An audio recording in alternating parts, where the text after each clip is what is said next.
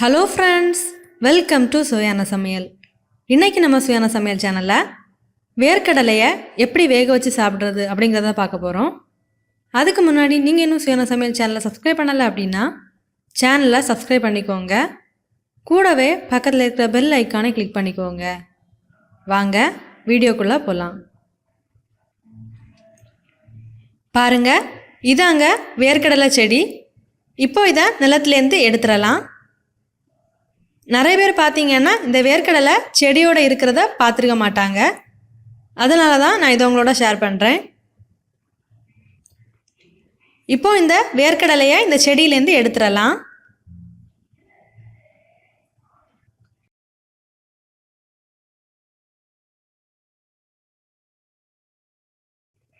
பாருங்க, இந்த வேர்க்கடலையில் மண் இருக்கும்.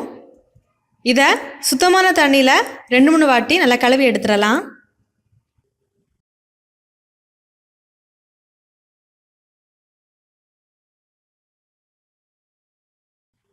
இப்போ இந்த வேர்க்கடலையை வேக வச்சு எடுக்கலாம். அதுக்காக நான் தண்ணியை சூடாக விட்டுருக்கேன். தண்ணி நல்லாவே சூடாகிருக்கு. இப்போ இதில் நம்ம சுத்தம் பண்ணி எடுத்துருந்த வேர்க்கடலையை சேர்த்துடலாம். இது கூடவே தேவையான அளவு உப்பும் சேர்த்துடலாம்.